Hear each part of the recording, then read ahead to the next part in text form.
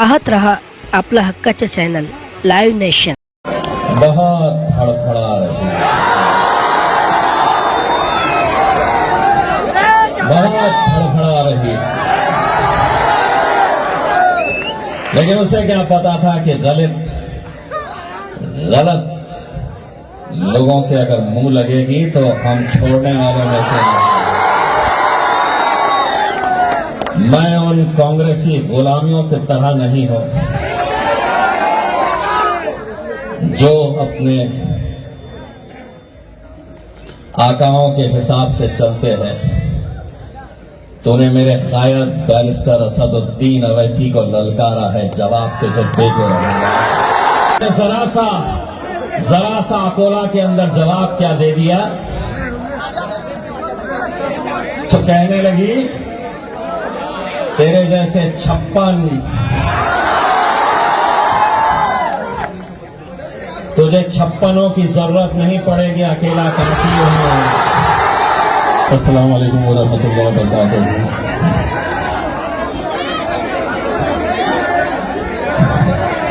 दरियापुर के इस इजलास में मौजूद जनाब आनंदराज अंबेडकर साहब,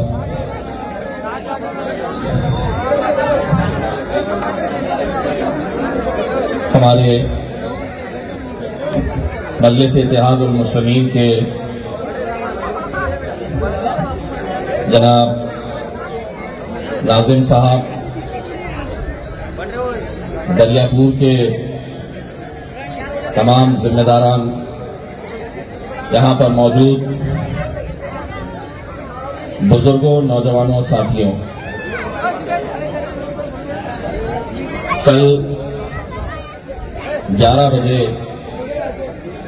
इंशाअल्लाह औरंगाबाद से मैं अपना उम्मीदवारी अर्ज दाखिल करने वाला हूं। मैं अपना फॉर्म मजलिस इत्तेहादुल मुस्लिमीन के नुमाइंदे की हैसियत से कल सुबह 11 बजे औरंगाबाद में मैं फॉर्म भरने वाला हूं।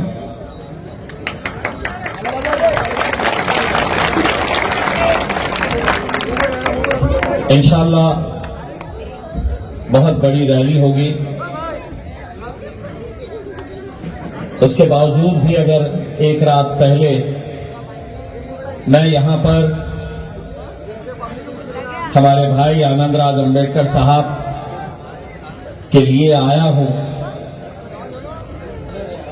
तो वो इस बात की गवाही है कि हमारे लिए ये सीट कितनी मायने रखती है।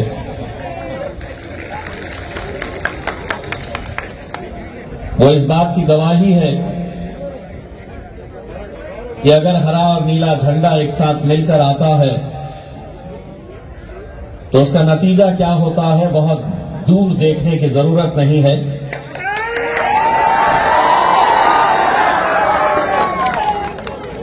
आपका बेटा, आपका भाई, आपका दोस्त इम्तियाज जलील अगर यहां पर खड़ा हुआ है तो सिर्फ और सिर्फ उस ताकत की बुनियाद के ऊपर जिन ताकतों को हमेशा से इलेक्शन के वक्त अलग करके रखा गया है, जब वो एक साथ मिलकर आते हैं तो पूरे महाराष्ट्र से इकलौता एक मुसलमान एमपी चुनकर जाता है और जिसका नाम है इम्तियाज जलील।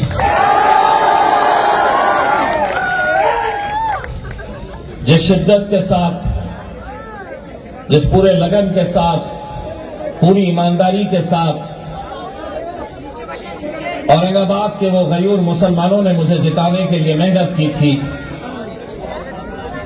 मैं यकीन के साथ कहता हूं उससे कुछ ज्यादा, मुसलमानों से भी कुछ ज्यादा ईमानदारी, जुस्तजू और लगन के साथ मेरा अंबेडकरी समाज और मेरा दलित भाई मेरे साथ कांधे से कांधा लगाकर खड़ा हुआ था। और उसी का नतीजा है कि आज मैं अकेला मुस्लिम आमदा एमपी सिर्फ महाराष्ट्र से नहीं हूं, इकलौता एक। मध्य प्रदेश के अंदर कितने मुस्लिम एमपी है? तो 0। राजस्थान में कितने हैं? तो 0। गुजरात में कितने हैं? 0, 0। राजस्थान कितने हैं? 0। गोवा में 0, दिल्ली में 0, झारखंड में 0। एक बात समझिए कि इलेक्शन अगर आया तो इम्तियाज जलील या आनंदराज अंबेडकर साहब वहां पर नहीं जाएंगे। तुम्हारा काम सिर्फ वोट देते रहना है, जाएगा कोई और जाकर बैठेगा। पिछले 70-75 सालों से यही किया जा रहा है। नतीजा क्या हो रहा है? अंबेडकरी समाज की आबादी बढ़ रही, दलित समाज की आबादी बढ़ रही, मुसलमानों की भी आबादी बढ़ रही। लेकिन हर 5 साल के बाद आंकड़े उठाकर देखिए, तुम्हारी नुमाइंदगी हर 5 साल के बाद घटती जा रही है, कम होती जा रही है। इतने सालों तक हमने क्या किया? अहले गैरों की बारातों के अंदर नाचने का काम किया है हमने।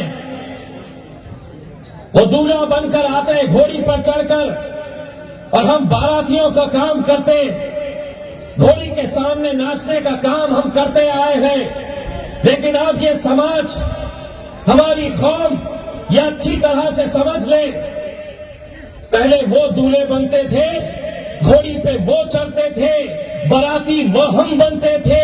अब घोड़ी पर हम चढ़ेंगे, दूल्हा हम बनेंगे, दूल्हा हम बनेंगे।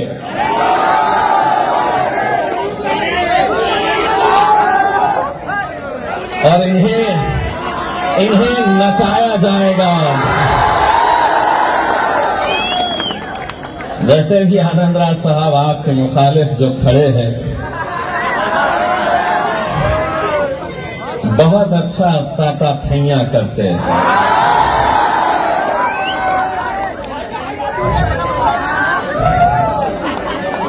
बहुत फड़फड़ा रही,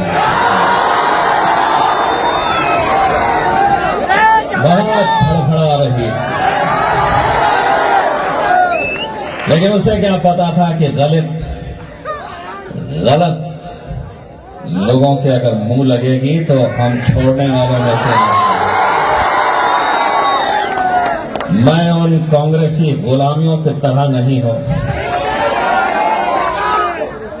जो अपने आकाओं के हिसाब से चलते हैं।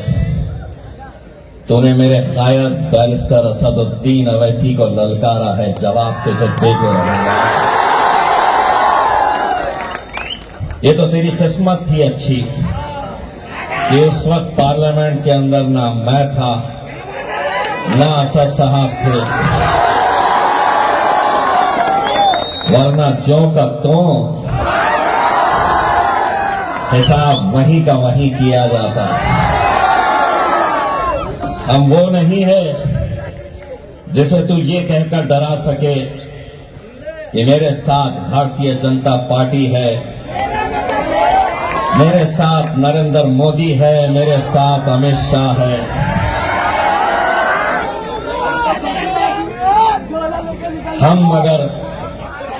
हम अगर डरते हैं, लोग हमसे कहते हैं कि इतना बोलते हो, डर नहीं लगता।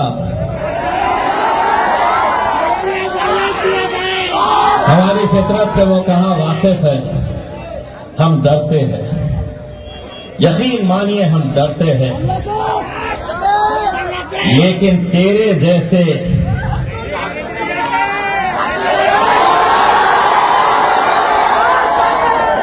हम डरते हैं तो अपने रब से डरते हैं, हम अपने अल्लाह से डरते हैं। और तेरी क्या हैसियत, तेरी क्या औकात,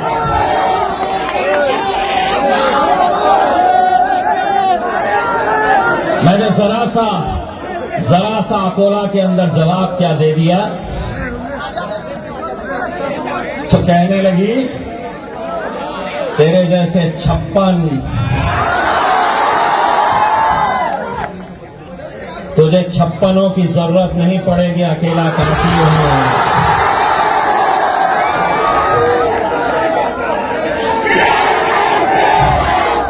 और एक बार अच्छी तरीके से सुन लो, जिस तरह से हमारे भाई आनंद राज साहब ने कहा है, बहुत ज्यादा तादाद की जरूरत नहीं पड़ती है, बहुत ज्यादा हमें इतने सारे एमपीज है तो हम बहुत ताकतवर है, हमारे पास 300 एमपीज है तो हम बड़े ताकतवर है। ये तो कितने हैं, तो ये तो सिर्फ 2 ही है एमपी, और इंशाअल्लाह हमारे साथ इस बार असद भाई की शेरवानी के साथ साथ इम्तियाज जलील के बीच में आनंद राज अंबेडकर साहब भी पार्लियामेंट की सीढ़ियां चढ़ेंगे। कहते हैं कि 2 है, हम 300 है, क्या कर लोगे? सुनना चाहोगे? जंगल में कुत्ते, बिल्ली, भेड़, बकरी, इनकी गिनती नहीं होती, शेर कितने हैं ये देखे जाते हैं।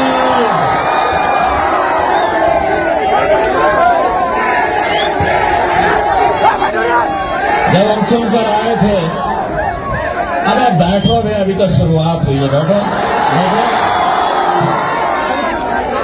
जब हम चुनकर आए थे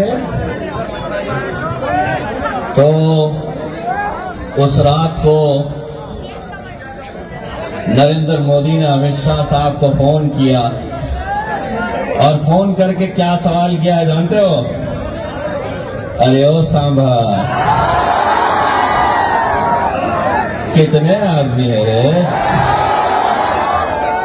उसने कहा कि साहब मजलिस के 2 आए हैं इस बार। तो मोदी ने कहा वो 2 और हम 300। तो अमित शाह ने कहा कि साहब हम 300 हो गए, लेकिन वो 2 हम पे भारी है। तादाद मायने नहीं रखती है, तकलीफ उन्हें इसी बात की अब सताती है कि वो अकेला था शेरवानी, तो नाक में दम करके रखा था, ये दूसरा भी आया है तो बहुत बोलता है। हम बोलेंगे, इसलिए बोलेंगे हम कि पिछले 75 सालों से तुम ऐसी महफिलें सजाते थे, तुम बोलते थे और हम सुनने का काम करते थे। तुम बोलते थे, हम सुनते आए हैं, हम सुनते थे, लेकिन अब दलित मुसलमान एक ताकत बनकर खड़ा है। तब एक बात सुनो, अब हम बोलेंगे और तुम्हारे पप्पा को भी सुनना पड़ेगा।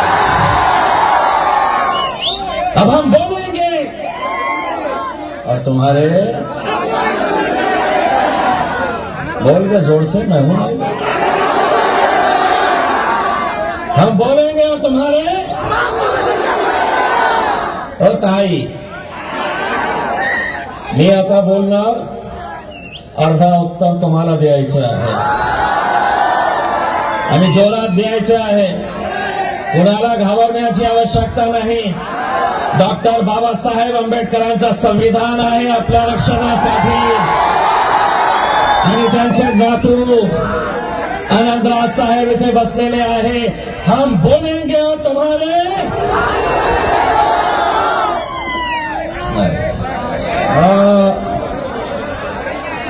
तुम्हाला काय बोलायचं आहे? तुम्हारे बाप को भी सुनना पड़ेगा। मी अर्धा बोलेल, तुम्ही अर्धा बोला। हे जे कॅमेरे वाले उभे आहे ते जातील नाहीतर पोलिसांकडे की याच्यावर तक्रार करा, आमचा बाप काढला। मी नाही काढणार, मी अर्धा बोलणार, अर्धा तुम्ही बोला। हम बोलेंगे और तुम्हारे एक कैमरा उधर पलटाओ। हम बोलेंगे और तुम्हारे आता माझ्यावर केस होणार का, घंटा होणार, बाबाजी का ठुल्ले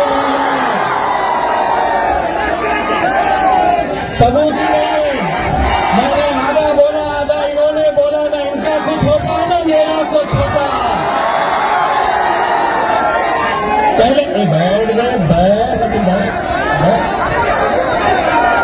सारा जोश तुम्हारा कब इलेक्शन की दिन कब रहेगा? सारा जोश तुमको मौका दे रहा हूं ना, 26 तारीख के दिन जानो और ऐसा धप्पा धप धप्पा धप धप्पा धप। कहा गैस के सिलेंडर है, गैस के सिलेंडर को दबा दबा दब मारना। यहाँ पे गैस के सिलेंडर को, वहां पे तो मैं ऐसी उड़ाने वाला हूं, इनके होश ठिकाने आने वाले हैं। यहाँ पे तुमको इसको चलाना है। वहां पे मेरे पास पूरे के पूरे आ गए डाकुआ, पूरे डाकुआ एक साथ जमा हो गए। बोले इसको गिराना है, इसको गिराना है बोल के पूरे लगे हुए हैं। कैसा भी करके गिराना है करके आगे बैठ जा रहे हैं, हिसाब कर रहे हैं। बोले देखो इतने ये है, उतने वो है, कैसा जीतता। मैं बोला मेरा हिसाब यहाँ पे नहीं होता है, मेरा हिसाब वहां होता है। वहां से याद है ना 2019 असर का वार, 5000 वोटों से पीछे चल रहा था। उस शिवसेना वाले मिठाइयां बांटना शुरू कर दिए। बोले अब हम निकल गए। मैं बोला थोड़ी देर रुको, तुमको सही में निकाल देता मैं। बाद में मुझसे पूछे भाजपा वालों ने, सेना वालों ने 5000 से पीछे चल रहे थे असर में, तुम निकले कैसा? मैंने कहा फरिश्ते आए थे। जब सर सजदों में गिरे तो फरिश्ते आए थे, जो वोट तुम्हारा था मेरे हिस्से में आए थे।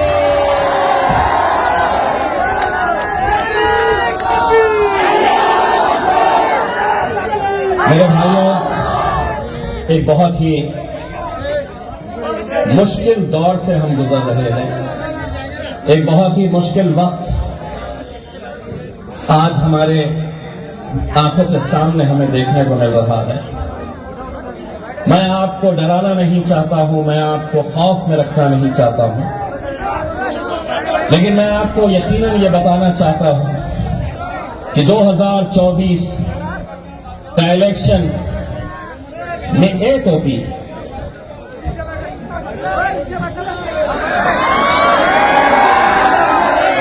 अरे छोटा तू पान वान भी मुंह में दबा के आया हुआ है, पूरी तैयारी से आया हुआ। तेरे को मालूम था यहाँ पे महफिल सजने वाली है करके, शुक्र है गजरा बांध के नहीं आया।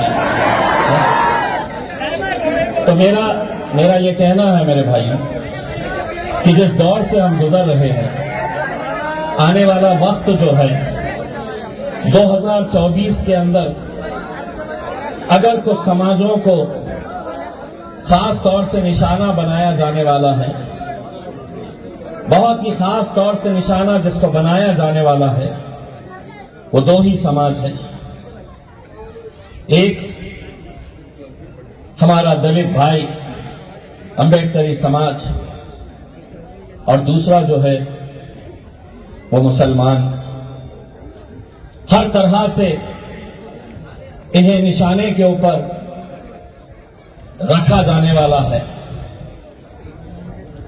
ये मुल्क अगर 75 सालों से एक खूबसूरत गुलदस्ते की तरह अगर रहा है, तो इसलिए रहा है कि यहां पर हुकूमतें कितनी आई, वजीर आजम कितने आए, सरकारें कितनी आई, चली गई, लेकिन अगर मुल्क हमारा एक ताकत बनकर खड़ा रहा, अगर हमारा मुल्क तरक्की करा, अगर भाईचारगी का पैगाम अगर इस मुल्क के अंदर दिया, तो किसी हुक्मरान की वजह से नहीं, किसी हुकूमत की वजह से नहीं, किसी सरकार की वजह से नहीं, किसी पंत प्रधान, किसी वजीर आजम की वजह से नहीं।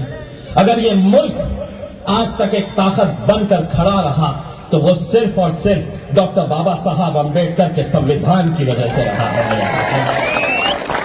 और इनके कई नेताओं ने ये ऐलान कर दिया है कि 2024 आएगा तो हम इस मुल्क के संविधान को बदलने वाले हैं।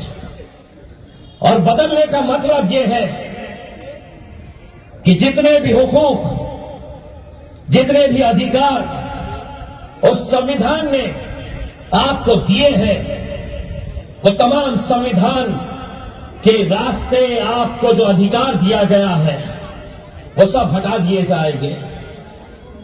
यूसीसी के नाम के ऊपर वो कहेंगे कि मेजॉरिटी हमारी है, माइनॉरिटी के अंदर तुम्हें तुम्हारी शिनाख्त सड़कों पर नहीं दिखा सकते हैं।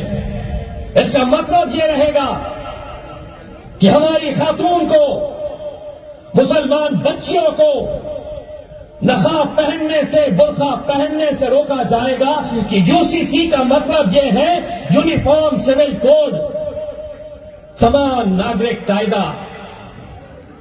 तुम्हारी टोपी तुम्हारे सर से छीनी जाएगी। ये हो रहा है उत्तराखंड के अंदर, यूसीसी का कानून लाया गया, मदरसे बंद कर दो। मदरसे के अंदर तालीम हासिल करने वाले बच्चे जब तालीम हासिल करके निकल रहे हैं, इल्म हासिल करके निकल रहे हैं, तो आज अल्हम्दुलिल्लाह हमारी मस्जिदें आबाद है उनकी वजह से। मदरसे बंद कर दो, इनके सरों से टोपी हटा दो। हम जो तालीम देना चाह रहे हैं वो तालीम तुम्हें पढ़नी पड़ेगी। माइनॉरिटी के स्कूल्स, कॉलेजेस बंद कर दो। इन्होंने शुरुआत की गोश्त नहीं खाना। वो समझे कि अगर गोश्त खाएंगे तो हम कानून लेकर आएंगे, कानून लेकर आएंगे तो ये खाना बंद कर देंगे। मोदी जी, हम मरने वाले नहीं हैं, हम लड़ने वाली कौम है, लड़ते रहेंगे। हुकूमतें आई है, कितनी आई है, कितनी चले गई। एक वजीर आजम इस मुल्क का, इस देश का प्रधानमंत्री अपने भाषण के अंदर, परभनी के एक भाषण में कहता है कि सारे देश को यह पता चल चुका है कि मोदी घर में घुसकर मारता है। यह भाषा एक प्रधानमंत्री से, क्या बनाया है तुम्हें? ये घुसपैठिए है, ये घुसपैठिए है। मुझे आपको, इस मुल्क के मुसलमानों को कहा गया कि ये घुसपैठिए है करके।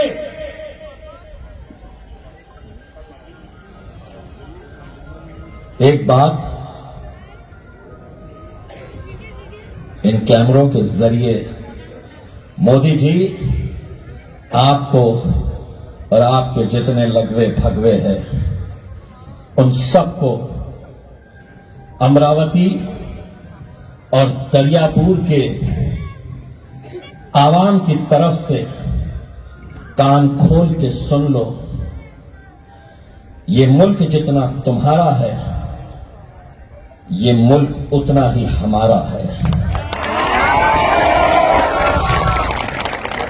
ये मुल्क किसी के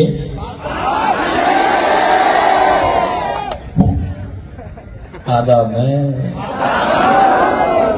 केस बनता।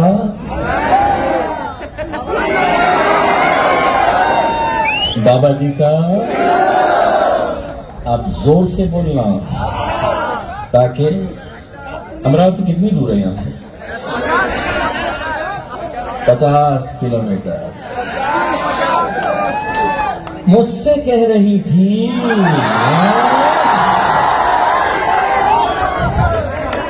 इस मुल्क में रहना है। अच्छा, तेरे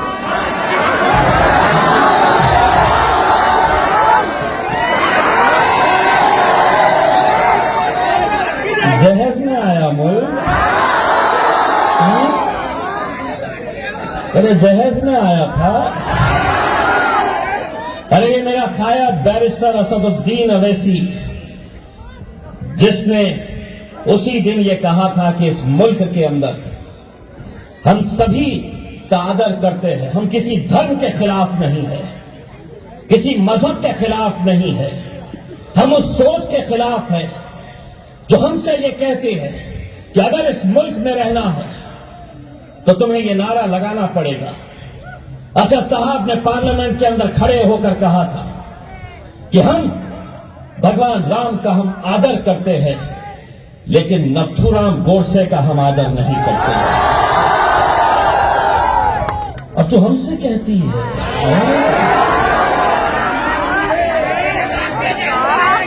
तेरा वो पप्पू कहता है कि इम्तियाज जलील और असदुद्दीन अवैसी की इंक्वायरी होनी चाहिए, उन्हें पाकिस्तान भेज देना चाहिए। और फिर बोला तो लेकिन मेरे को रह नहीं जा रहा है। आधा मैं बोलूंगा ये मुल्क तेरे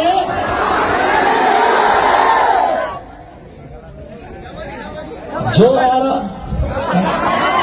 तो समझ रहे हैं कि वो बोलेंगे और हम सुन लेंगे, खामोशी से आ जाएंगे करके उसने। अरे पाकिस्तान जिनको जाना था 1947 के अंदर चले गए। मेरे बाप दादाओं से जब पूछा गया था तुम यहां रहना चाहते हैं या वहां, तो उन्होंने कहा था कि ये सरजमीन मेरी है, इस जमीन में पैदा हुआ हूं और इंशाल्लाह इसी दफीन जमीन के अंदर हम दफन होंगे। बड़े नौटंकी कहां से है, एक से एक नौटंकियां।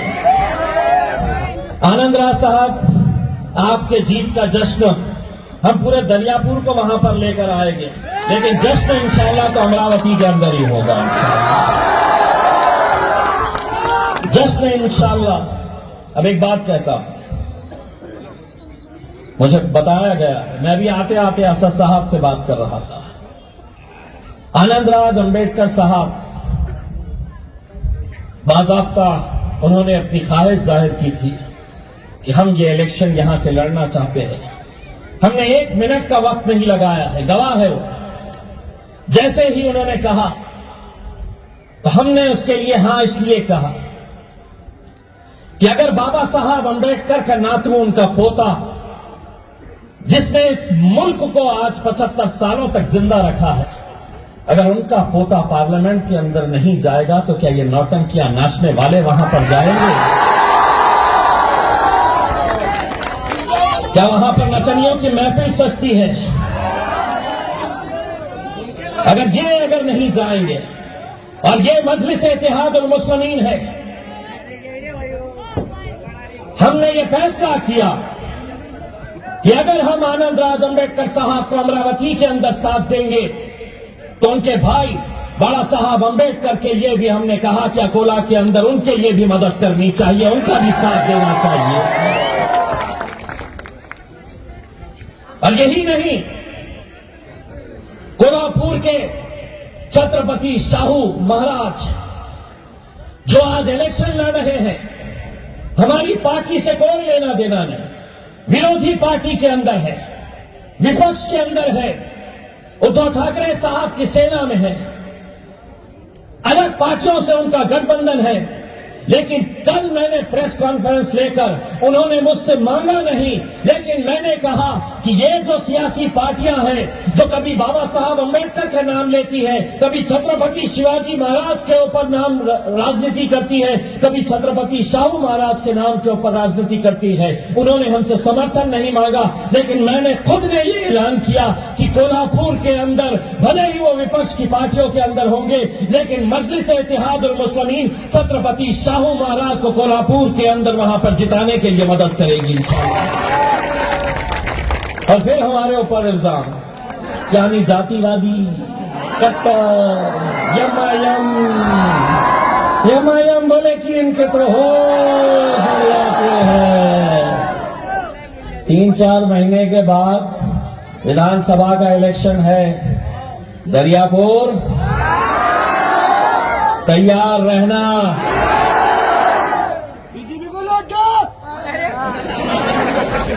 अरे ये जो सपना देख रहे हैं ना, अब की बार ताई काय म्हणतो तो की अब की बार आपण इथून त्यांना काय द्यायचं आहे, दाखवा मला, असं दाखवा। याला काय म्हणतो म्हणून का, मोदीजी तुमचं जे सपना आहे ना अबकी बार, तर तुम्हाला अमरावती मधून तुम्हाला मिळणार आहे बाबाजी का खिल्ले। मजलिस इत्तेहादुल मुस्लिमीन एक सियासी जमात है। मुझे ये बात पता चली है, हम देखिए, हम उलमाए किराम का, मौलानाओं का, हमारे जितने भी मौजूद मौलाना है, हम उनका बहुत एहतराम करते हैं, बहुत इज्जत करते हैं। लेकिन सियासी पार्टी अगर फैसला कुछ करती है और उसके बाद हमारे उलमाए किराम एक अलग तरह का फैसला करते हैं और बाद में जब पछतावे का वक्त आता है तो कोई जमात साथ में नहीं आती है। उम्मीद यही की जाती है कि बैरिस्टर असदुद्दीन अवैसी साहब क्या बोलने वाले हैं। उत्तर प्रदेश के अंदर अगर हमारी हार हुई,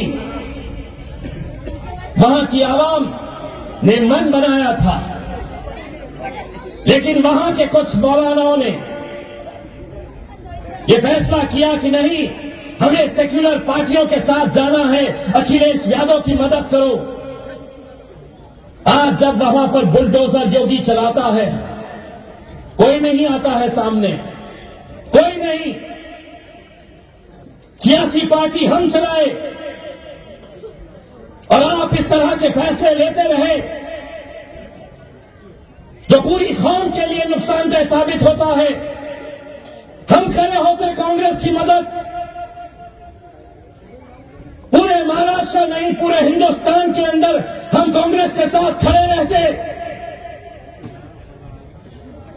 क्या हम मशीन है, हम रबर स्टैंप है, क्या हम तुम्हारे गुलाम है कि हर 5 साल के बाद ये आएंगे? कभी बीजेपी का डर दिखाओ, कभी शिवसेना का डर दिखाओ। वोट करो तो हमको करो, कांग्रेस को करो, एनसीपी को करो। कौन सेक्युलर, किस सेक्युलर पार्टी की बात कर रहे? आधे उनके चले गए भाजपा में, आधे चले गए शिवसेना में, और फिर हमें बता रहे। मैं उनका एहतराम करता अगर वो मौलाना एक साथ अगर बैठते और ये सवाल करते कांग्रेस के नेताओं से कि पूरे महाराष्ट्र के अंदर 48 लोकसभा की सीटें हैं, एक सीट एक नहीं देंगे, पूरे 48 महाराष्ट्र के अंदर क्या तुम्हें एक कॉन्स्टिट्यूएंसी नजर नहीं आती है कि जहां से तुम एक मुस्लिम नुमाइंदा लोकसभा के अंदर अपनी पार्टी की तरफ से भेज सको?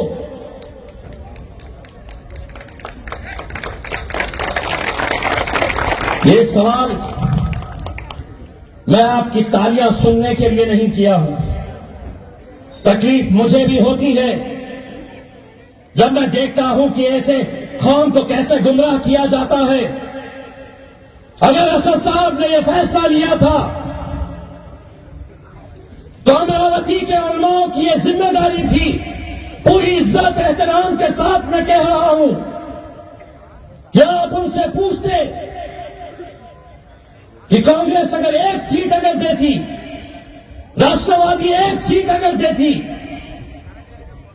सब आ रहे, सब खेत के ऊपर बैठ रहे, खुश मुसलमान, शरद पवार आया, तुम्हारी सियासत क्या हो गई है? रमजान के अंदर इनको बुलाओ,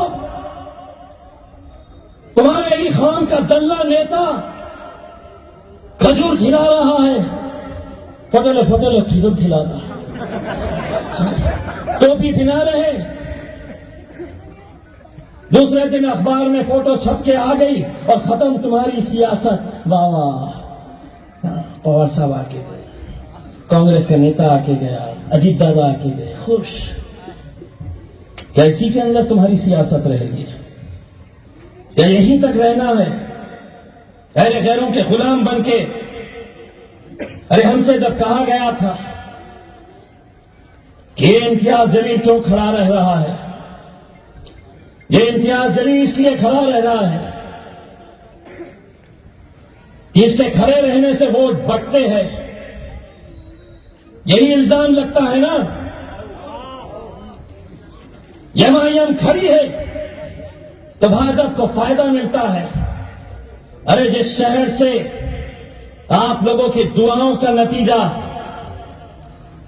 20 साल से वहां का मुसलमानों के जहनों के अंदर यही बात डाली गई थी कि अगर तुमने कांग्रेस को वोट नहीं दिए, एनसीपी को वोट नहीं दिए तो शिवसेना जीत कर आ जाएगी। 20 साल से गुमराह किया जाता था। 20 साल से कौन जीत कर आ रहा? तो शिवसेना जीत कर आती। कौम किसको वोट डालती? तो बोलते हम कांग्रेस को, क्योंकि सेक्युलर पार्टी है, हमको जिंदा रहना है। तुम्हारे जहनों के अंदर ये मशीन चलाई गई थी। लेकिन जब हम उतरे मैदान में तो हमने कहा बेटा हटो साइड में। हमने कांग्रेस वालों को कहा कि बेटा तुम्हारे में वो हिम्मत नहीं है शिवसेना को कैसे हराया जाता है करके। हमने क्या किए? कुछ नहीं। हमने अपनी कौम के नौजवानों से ये कहा, एक ताकत बनकर खड़े तो रहो। हमने उनसे ये कहा कि अगर पहली बार 2014 में आमदारकी का इलेक्शन, एमएलए का इलेक्शन, मैंने उनसे कहा कि अगर इम्तियाज जलील 50,000 वोट लेकर अगर हार भी जाता है तो उस हार में भी हमारी जीत है, क्योंकि हमने 50,000 मुसलमानों को मुत्तहिद करने का काम किया है। हमने नौजवानों से कहा एक धक्का लगाओ रे। मेरे को भी नहीं पता था ऐसा धक्का लगा है। 10 साल से मेरा झंडा मेरे शहर के अंदर लहराता है अल्हम्दुलिल्लाह। 2014 में एमएलए, 2019 के अंदर एमपी बनाने में दलित समाज का बहुत बड़ा योगदान।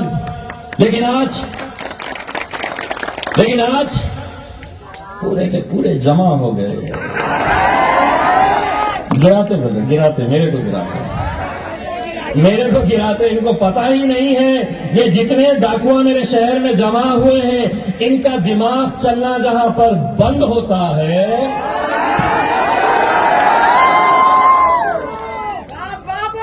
इस बात तो अपन जश्न के अंदर ही गाना लगा के खूब। मेरे भाइयों, मैं आप लोगों से सिर्फ इतनी इल्तिजा करने के लिए आया हूं। मैं दूसरे और भी जगह के ऊपर जाना चाहता था, आनंद राज अम्बेडकर साहब के जलसे को मुखातिब करने के लिए, लेकिन मजबूरी है मेरी कि इलेक्शन में मैं भी खड़ा हुआ हूं। आप लोगों की दुआएं चाहूंगा, आप लोगों का साथ चाहूंगा। मुझे यकीन है कि जो खुशियां 2019 के अंदर आप लोगों ने देखी थी कि आपका एक एमपी चुनकर आया है। इंशाल्लाह 2024 के अंदर भी वो दोबारा खुशियां हम सबको नसीब होगी, हम यही दुआ करते हैं। मैं आप लोगों से अल्पन गुजारिश करूंगा कि आप आनंदराज अंबेडकर साहब के लिए घरों से बाहर निकलिए। जीत और हार के फैसले ये मत सोचिएगा कि कौन क्या कह रहा है करके, ये समझ लीजिएगा। दरियापुर के अंदर मैं सिर्फ एक सवाल करना चाहूंगा, आप लोग इम्तियाज जलील से मोहब्बत करते हैं तो हाथ उठाइए। आप लोग असद साहब से मोहब्बत करते हैं तो हाथ उठाइए।